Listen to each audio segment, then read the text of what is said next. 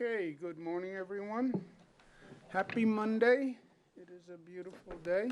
On my far left, good Dr. Howard Zucker. We thank him for being here. Thank him for his extraordinary service. To my immediate left, Robert Mahica, Budget Director. Also sits on the MTA board, also sits on the CUNY board. To my right, Melissa DeRosa, Secretary to the Governor. Secretary to the Governor is an official title. It's nothing to do with being an actual secretary. It's the top position in state government. Let's talk about where we are today. What are the priorities? What are the goals? Define the goal and Prioritize the goal. We have two goals, two priorities, both important. First, keep the COVID rate down, vaccinate New Yorkers. We work at that 24 hours a day. Second, spring is here. We're reopening. We're not just building back New York. We're building it back better than ever before. When after you've gone through a trauma in life, whether it's a natural disaster or whatever, that's a moment to learn and to grow and to improve. That's what we did post 9/11. That's what we did post Hurricane Sandy. And that's what we're going to do post COVID. On the COVID numbers today, the overall positivity rate is 2.9. The statewide deaths, 44.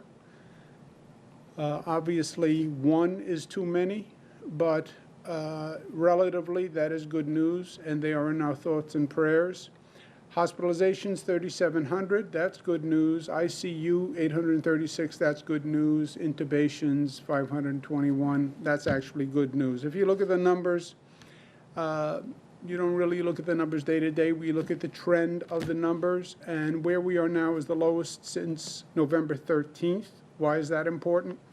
November 13th is pre-Thanksgiving, pre-holiday surge, pre any of the increase. So we're actually back to where we were before we hit the holiday increase. So that's very good news. Hospitalizations also continue to decline. Lowest number since December 4th. December 4th, that's also before we started to feel the effect of the holiday surge starting on Thanksgiving. You look at the positivity across the state, you see a different picture. I hate to repeat myself, but I do it all the time. You look at Western New York and the number in Western New York, and then look at the numbers in the rest of the state. You look at the variance among the regions in the state. What accounts for that? We don't believe there's anything that accounts for that other than the variation in human behavior and the precautions that people take and how seriously they take COVID. COVID is still a risk. It's still a threat. But you go from 4.7 in Western New York to Southern Tier, 0.8, which is right next door. You know, it's your community determines your positivity rate. I don't know how else to say it. New York City, you see Staten Island with the highest infection rate, not as high as it was, but still higher than any borough in New York City. How do you explain that?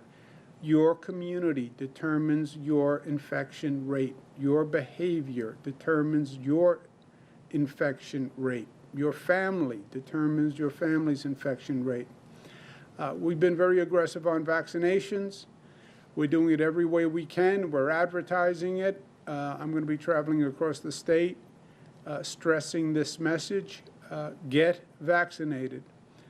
Now, this has been a constant adjustment dealing with COVID. This graphic I do because I like it. Nobody else likes it.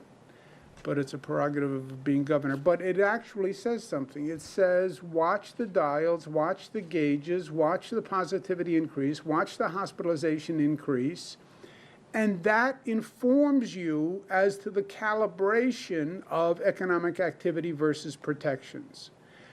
So the numbers are stable and going down, right? So we can start to open up more economic activity. Museum and zoo capacity will be raised to 50% starting next Monday. The weather is nice. We have magnificent zoos in this state. You want to get outside, you want to take the family somewhere, museums and zoos will be at 50%. Movie theater capacity will go to 33%. That will also start next Monday, April 26th. Indoor large arenas, basically sports arenas, will be raised to 25%. That begins May 19th. May 19th is not a random date. We've been speaking with the teams. We're optimistic, and that would be a time when playoffs would begin.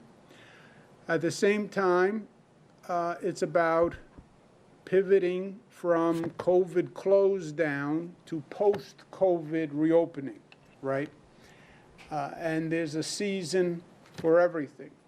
And this is the season for renewal and for change. And this is a season where New Yorkers do what New Yorkers do best, get in the mindset of post 9/11, post Hurricane Sandy. We're not just going to rebuild. We're not just going to replace. Reimagine what we should be. Renew what we should be. And let's build to that standard, right? When I was in the federal government, I dealt with a lot of federal disasters all across the country. You don't replace what was in the home. You build back a better home. You don't replace what was the infrastructure. You build it back, modern, better, newer. COVID showed a lot of ugliness. How do we build back better? And how do we take this moment when everyone has to rebuild? This is a reset for the world. It's a reset for the nation. How do we use this to our advantage? The state, the region that rebuilds best and fastest will have economic opportunity in the future. I believe that. Everyone is going through the process. Post-COVID, what did we learn? How do we rebuild? Whoever does that best has an economic opportunity, and that's where New York has to excel. People ask me all the time, well, what will New York be post-COVID? There is nothing that is predetermined. New York will be what we make it to be. At one point in life, your destiny is in your own hands, and our destiny is in our own hands. It's what we make it. And our goal, our ambition, is to make it better than it ever has been before. And we're not just thinking about it and talking about it. We are already in the action phase. We're in the implementation phase. We have the most aggressive building program in modern history that is going on now. New airports, the new Moynihan Train Hall, which if you have not seen it, you are in for a treat. We're going to rebuild Penn Station. Should have been done decades ago. But we're going to seize this moment to make it a reality. The new Port Authority bus terminal. It's been an eyesore for the west side of Manhattan for a long time. But now is the time. The commute from Long Island, on the Long Island Railroad through Penn Station, which has been a daily torment. Now is the time to put in a new track. The Belmont Arena, I was there the other day. It's going to be the home to the Islanders. It's going to be a new music venue. It's a place of identity for Long Island. It's going to be magnificent, and it's going to open this fall. We accelerated the schedule. Many cities still suffer from the mistake made in the 50s and 60s where we blocked off the waterfront, and the waterfront is now the attraction, and you want to reconnect with that waterfront, and we're doing that in Buffalo, in Rochester, and in Albany. We just went through remote learning and kids having to learn from school, from home, and we saw the inequality in education. Well, remote learning, yeah, if you have the computer, if you have someone who can work with you, and if you have a broadband internet. And too many families had to go to the local fast food place or library to get broadband because they didn't have it at home. This remote learning discriminated against people, once again, the haves and the have-nots. Universal broadband that is accessible to everyone and affordable. First state in the nation. If you're a low-income family, $15, and an internet company has to provide you high-speed internet for $15.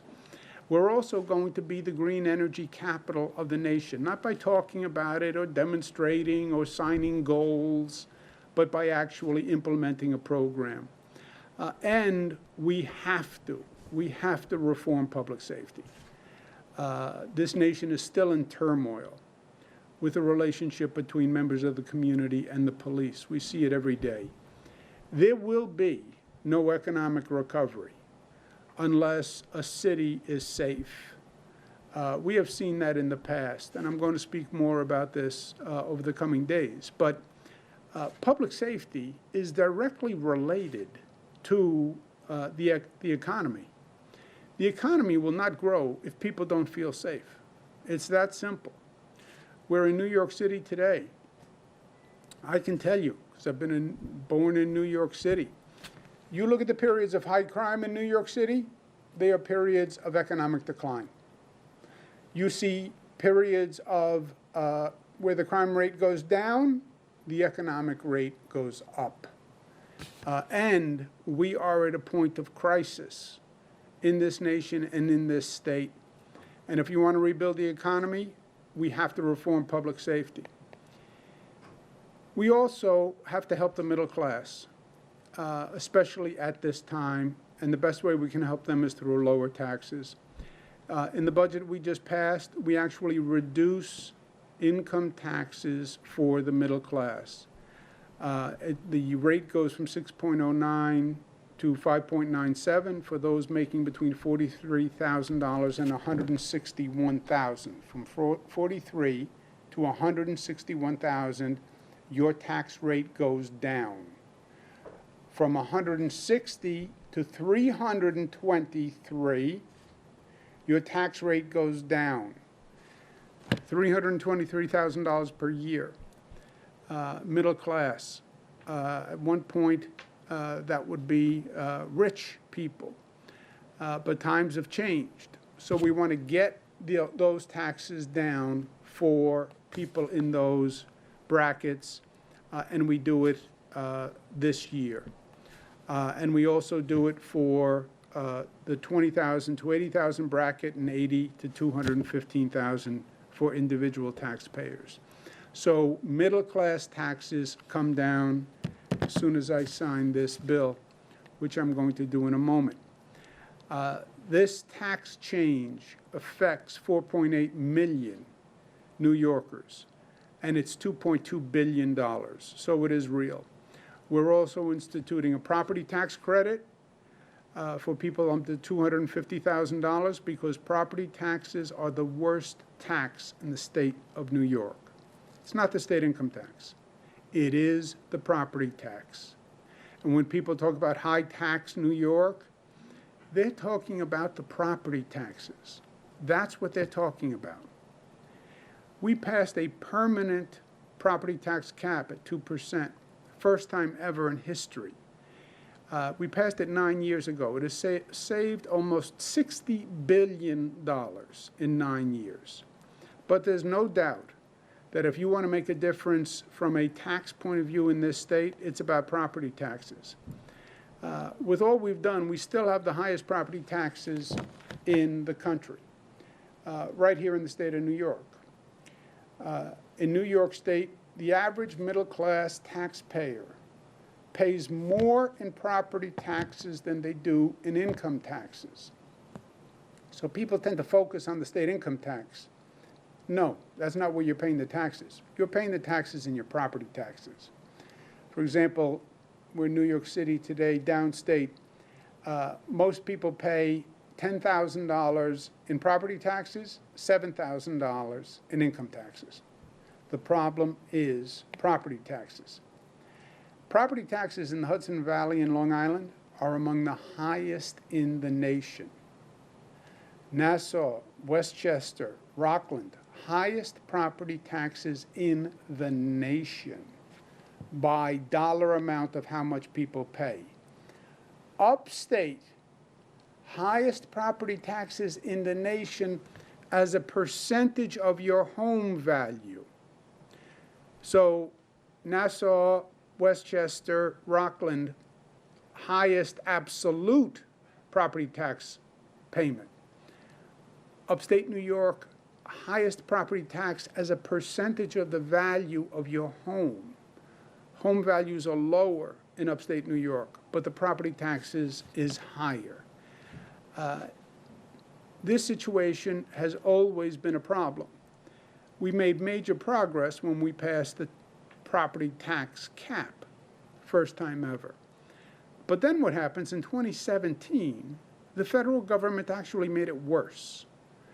The federal government passed a federal tax reform plan that reduced taxes for the rich, the wealthy, the corporations, but removed the deductibility of state and local taxes, called SALT. They got away with it for two reasons. Number one, it was a little confusing. It was hard to communicate. You no longer can deduct your state and local taxes. You know, what does that mean?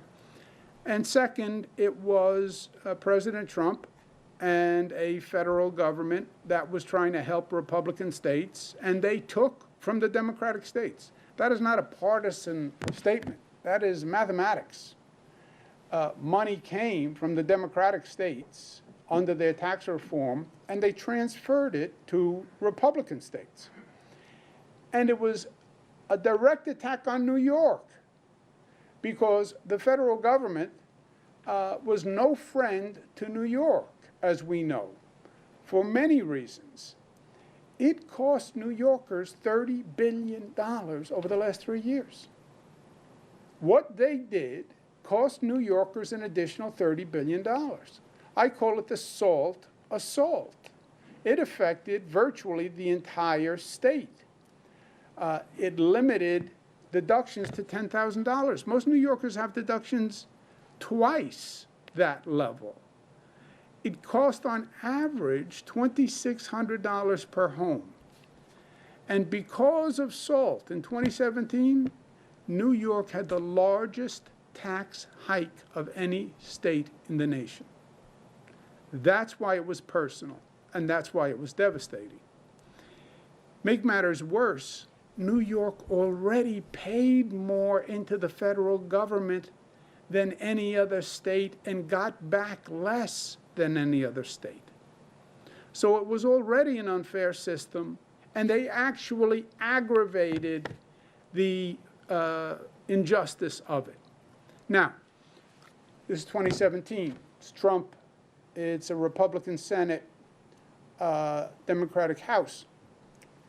All the New York officials, federal officials, condemned what the federal government did. All of them got up and gave a speech. Senator Schumer condemned what they did. State and local deductions are the bedrock of middle-class deductions, help steady the cost of middle-class families. Senator Gillibrand, same thing. Congressman Nadler, the head of our congressional delegation in the House. The Republicans didn't want to pay for the tax cut. They didn't care about this. They did this. They wanted to punish the state, the 12 states. They wanted to punish us for voting for Hillary Clinton. But they wanted to coerce us to have lower taxes and lesser services. Congresswoman Kathleen Rice. They all gave a great speech.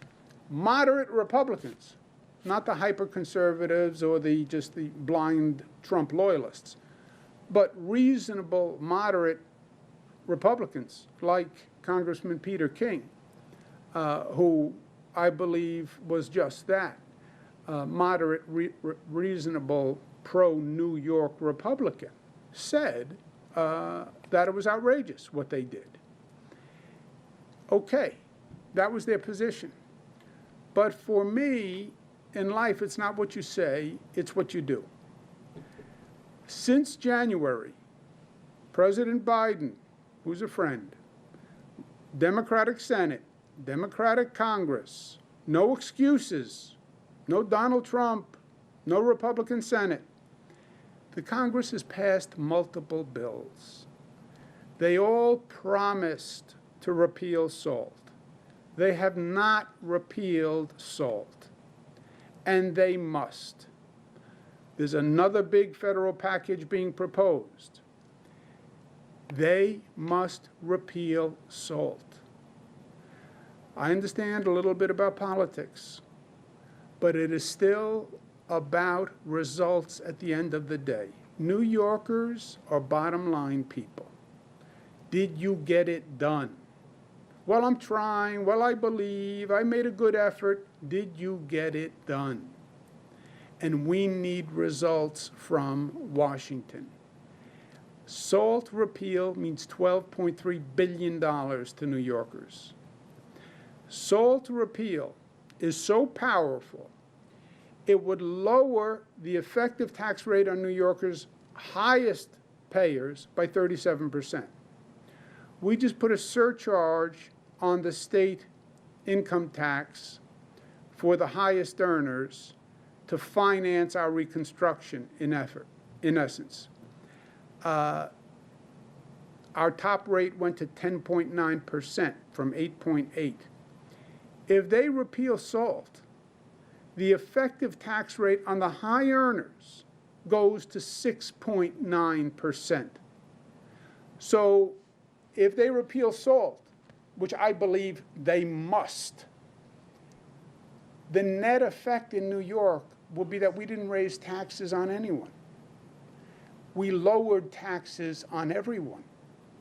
Because when the SALT repeal happens, the top tax rate is not 10.9 in New York. It's really 6.9. And 6.9 is lower than what the taxes were. So when we did this budget, and we did this surcharge on the high earners, we anticipated that SALT would be repealed because there is no justification not to repeal SALT, especially after the way it was done, especially after every federal official pledged to repeal SALT. So to Congress, my message is simple on behalf of all New Yorkers who pay taxes. Don't pass another bill until you fully repeal SALT. No political deals, no political games. Fully repeal SALT. It was a political attack on this state. It was a partisan political attack on this state. You promised to repeal it. Now is the time to do it. Lower our taxes. Help our economic recovery. Reverse the 2017 SALT in the wounds bill. I can't say it more clearly, but trust me, it is what every New Yorker knows and feels. And my job is very simple at the end of the day. I represent the people of the state of New York. I represent the people who are paying hard-earned tax dollars. I represent the people who were assaulted by the federal government in 2017. And I represent New Yorkers who demand justice. And for them to have justice, they need action. And they need action from President Biden, from Senator Schumer, from Congressman Jerry Nadler.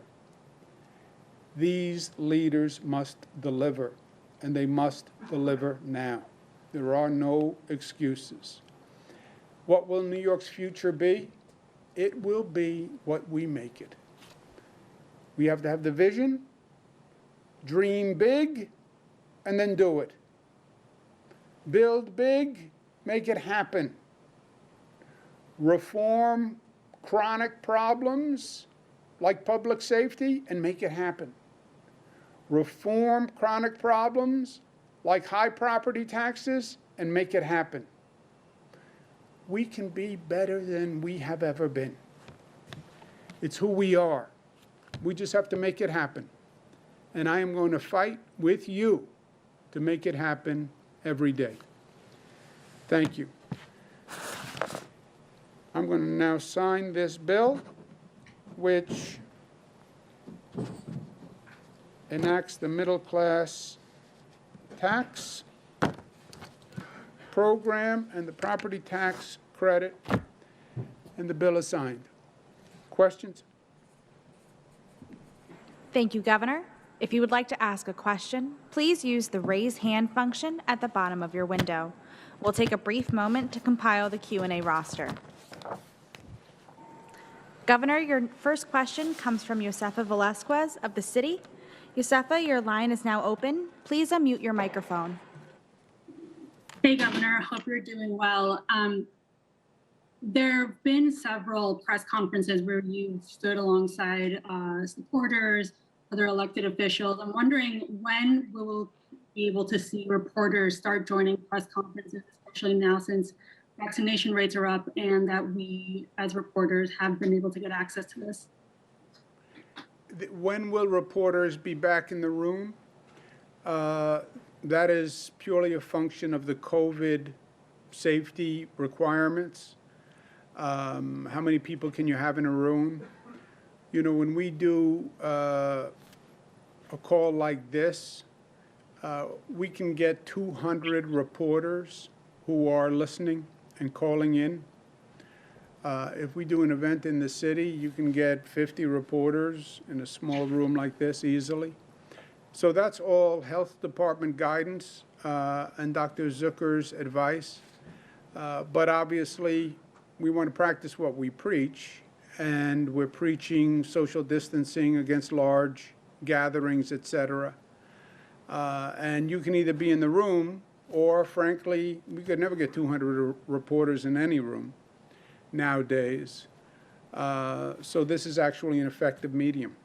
But when we get back to normal with COVID, then we'll get back to normal with press conferences.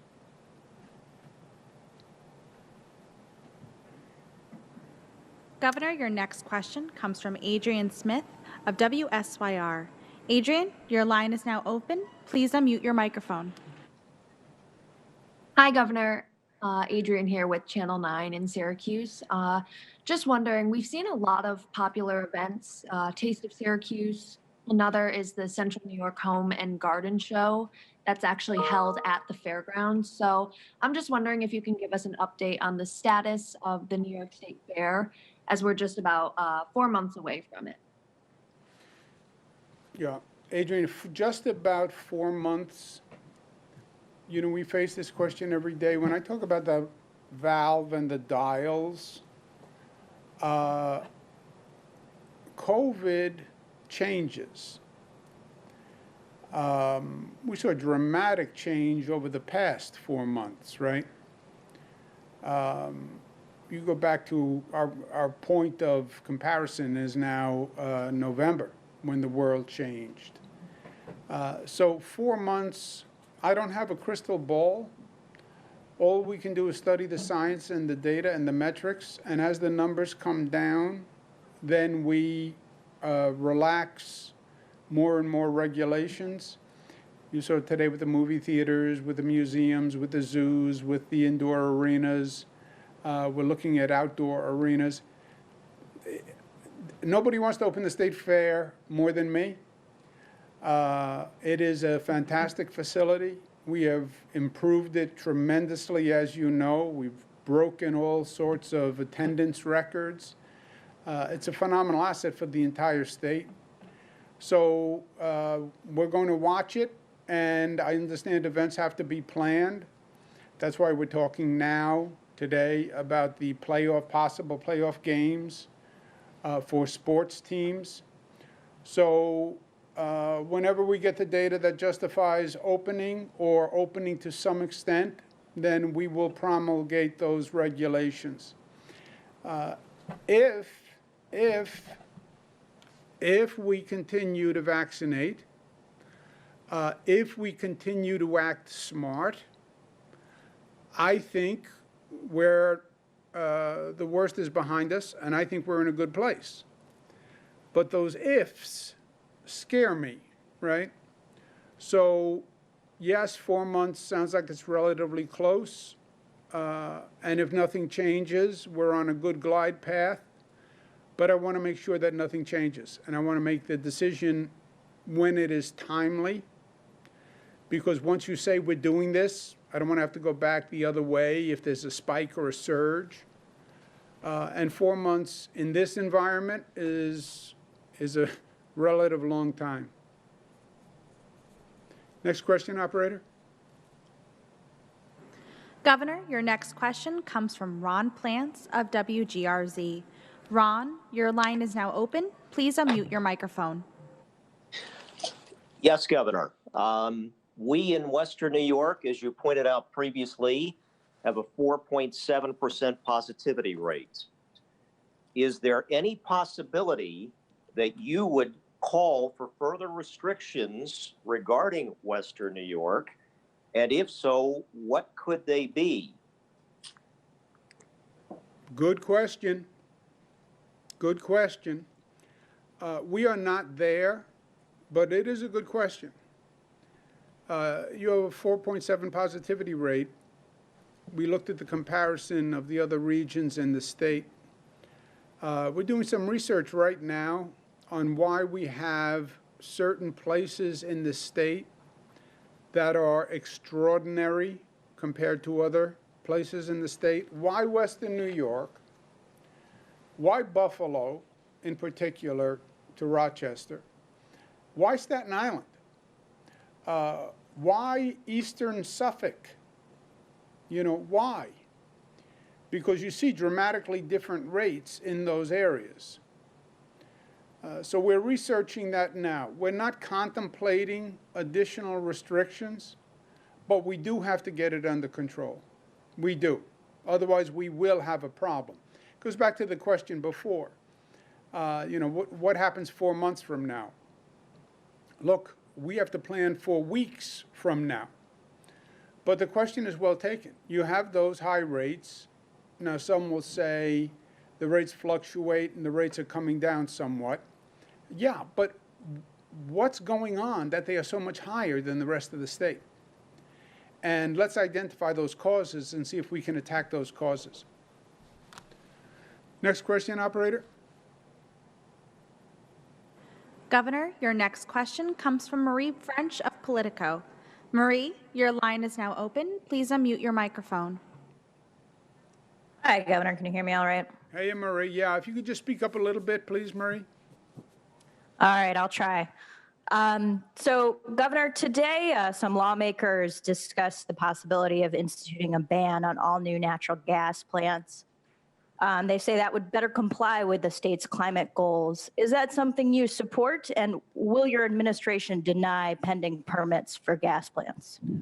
Marie, as you know, we have the most aggressive green goals and agenda.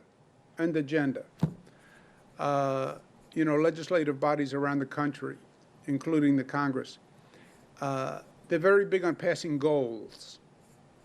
Goals to me are like New Year's resolutions. I have a goal of losing 10 pounds by March 1st. Yeah, I know. That's a great New Year's resolution. And goals are great, but they're very often toothless. We have a real agenda that says, here's what we want to get done. And by the way, this is how we're going to do it. 100 solar projects, offshore wind projects. Here's the funding. The RFP is going out. Transmission grid all across the state. That's how we're going to get the upstate renewable power down to downstate. Here's the cable. This is where the cable is going to come in from the Long Island Sound. We have an actual plan to do it. To come up with overlapping declarations that are not connected to a programmatic agenda doesn't make sense to me. So if they want to talk about the plan and how to accelerate the plan, that's my pleasure. But it can't be dictates that don't have any real life connectivity, right? We're closing Indian Point. If the PSC votes to close Indian Point, by the way. I have worked on that for 30 years. I lived in Westchester, and I remember talking to the county executive about it before I was Attorney General. You know what Westchester's emergency plan was in case of disaster for Indian Point? They gave out iodine pills. That was the plan. Why? Because you couldn't evacuate Westchester quickly enough. Indian Point was an incredible security threat that is 25 miles or so from New York City, Frankly, it's a potential terrorist target 25 miles from New York City. No one has ever come up with an evacuation plan. In theory, the plant was built to withstand an airplane crash in the 70s. Who knows what would happen now with Indian Point?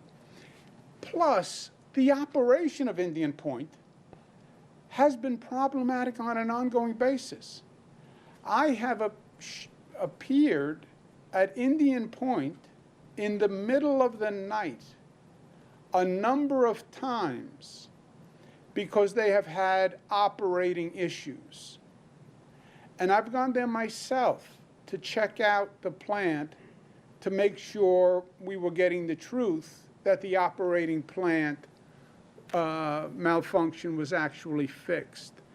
There've been complaints of what it's been doing to the fishery in the Hudson River by the water intakes, destroying fisheries, and then putting out warmer water into the Hudson. So we're going to end Indian Point if the PSC agrees. That is a very big deal. You now have to replace that amount of energy that comes off grid. That was nuclear energy, which is clean energy. It's dangerous energy, but it's clean energy, in my opinion. Where are you going to replace that from? Well, solar renewables. All right, can you build that many that fast, right? There has to be a connection to the specific consequences of actions. In theory, everything is easy. Only renewable power. That's my position. If I just want to take a position, if I'm an advocate or a legislator, here's my position. Only renewable power. Don't close everything else. Just build renewable. Okay, that's a great position. I think it's impossible, but it sounds great. So if they want to talk about the specifics and actually how it would work, and can we do it without telling New Yorkers you have to illuminate your home with candles, and I hope you have a big fireplace to keep you warm in the winter, you know, I'm open to it. Next question. Are you saying that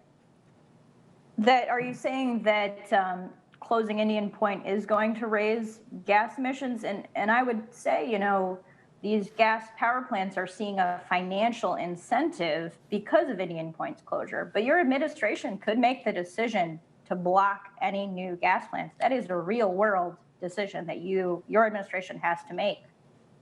Yes, and our first choice, Marie, is to replace it with all renewables. That is my first choice. The question then is, can we do it? We don't have the answer to that yet. But my goal is get all the renewables, replace Indian Point with renewable energy, which means you have to get it sited. You have to get it sited without lengthy court fights because we'll have a date for the closure of Indian Point. You have to have the transmission grid in place. It has to be funded. It has to be built. But that is my goal, and that is my hope. Now, if you say as an absolute, well, you can't build any more natural gas plants, then the question arises, what happens if you don't have enough renewables online when you close Indian Point? That's the question you'd have to answer. I'm hopeful that we do, but what if you don't? Do you then say to New Yorkers, go to candles and fireplaces? Next question, operator. Governor, your next question comes from Antoinette Biordi of News 12. Antoinette, your line is now open. Please unmute your microphone. Thank you. Hi, my name is Antoinette Biordi, News 12. Just wondering, a Siena poll just came out today saying that New Yorkers continue to approve your handling of the pandemic. 60% to 32%, but your favorability, job performance, and reelection ratings all continue to head downwards. What do you want to say about that? I don't know. I don't know what that means. I don't know how people can say, I think you're doing a good job. But the favorable goes down. So, you know, they do these polls all the time. I tell you the truth, I don't put too much stock into them. We're working very hard on the pandemic. New York's success in dealing with COVID is inarguable. We went from the highest rate of infection to the lowest, and I credit New Yorkers on that. We're now pivoting to the rebuilding, and we're very aggressive on that. And I'm going to focus on my job. That's what I've always done. And, you know, public opinion goes up, it goes down. But if you're doing the job and people respect the job you're doing, to me, there's no more important barometer than that. Let's take one more question. Governor, your next question comes from Nick Reisman of Spectrum News. Nick, your line is now open. Please unmute your microphone. Hey, Governor, can you hear me? I hear you, Nicholas. Governor, I'm just curious, how much did you receive for the book that you wrote last year? There have been some numbers that have been reported out there. And could you clarify whether government officials were used to help you write that book? I probably am unique in the nation. I'll give you something to play with. What public official in the United States has released more taxes, personal income taxes, for a longer period of time than I have? I bet you I've released my personal income taxes for the past 20 years.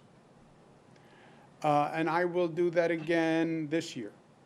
And you will see everything you want to see in the personal income taxes. And on the book,